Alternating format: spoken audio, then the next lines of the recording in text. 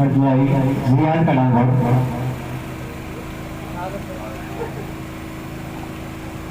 അടുത്തതായി ആലപ്പുഴ നടക്കുന്നത് അബ്ദുൽ ഖാദർ കലാങ്കോട്. അടുത്തതായി ആലപ്പുഴ നടക്കുന്നത് അസീസ് എം. അടുത്തതായി ഖാദർ കലാങ്കോട്. അടുത്തതായി ആലപ്പുഴ നടക്കുന്നത് യൂത്ത് ലീഗിന്റെ ജനറൽ സെക്രട്ടറി ഷാനവാസ് കലാങ്കോട്. അടുത്തതായി ആലപ്പുഴ അസ്ലൻ കലാങ്കോട്.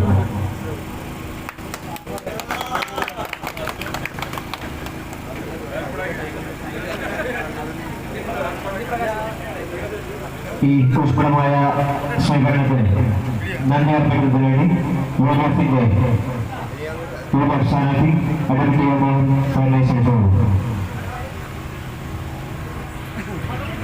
ഏറെ ആദരണീയരായ ഐക്യജനാധിപത്യ മുന്നണിയുടെ നേതാക്കൾ, എനിക്ക് സംസാരിച്ച ശ്രീ പി മാധവൻ മാസ്റ്റർ, ശ്രീ കട്ടേരി നാരായണൻ, അതുപോലെ തന്നെ വേദിയിലുള്ള Shri C Amakan, P A Hari, അതുപോലെ തന്നെ ശ്രീ പ്രദീപൻ,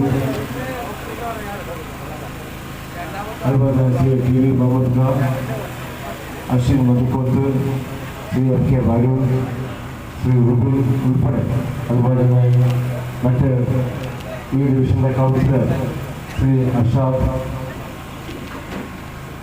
ശ്രീ അസ്ലഫ് മാസ്റ്റർ, ജാബിർ കടകോട് ഉൾപ്പെടെ പ്രിയങ്കരായ നേതാക്കളെ, നല്ലവരായ നാട്ടുകാരെ, സഹോദരി സഹോദരന്മാരെ, ദീർഘമായ പ്രസംഗമാണ് എനിക്ക് മുമ്പിലൂടെ നടന്നത്. നമ്മളെല്ലാവരും വളരെ പ്രയാസത്തിലാണ്. 10 വർഷത്തെ ദുർഭരണത്തിൻ്റെ കെടുതികളാണ് നമ്മൾ അനുഭവിക്കുന്നത്. ഒരുപക്ഷേ ഒരു ജനകീയമായ ഭരണം, ജനാധിപത്യ ഭരണ സംവിധാനം ഇത്രമാത്രം ജനവിരുദ്ധമായത് മറ്റെവിടെയും ഉണ്ടാവില്ല. ജനങ്ങളുടെ വോട്ട് വാങ്ങി ജയിച്ചാൽ ജനങ്ങളോട് ബാധ്യതയില്ല എന്ന് സ്വന്തം പ്രവർത്തനത്തിലൂടെ പരസ്യമായി പ്രഖ്യാപിച്ച ഭരണമാണ് പിണറായി വിജയൻ.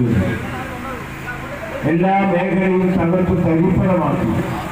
സാധാരണക്കാരായ ജനങ്ങളുടെ പ്രശ്നങ്ങൾ ഏറ്റെടുക്കുന്നില്ല, അവയ്ക്ക് പരിഹാരമുണ്ടാക്കുന്നില്ല. നിത്യോപയോഗ സാധനങ്ങൾ വില വർദ്ധിച്ചുകൊണ്ടിരിക്കുന്നു. സ്ത്രീകളും കുട്ടികളും ആക്രമിക്കപ്പെടുന്നു. ക്രമസമാധാനം തകർന്നു.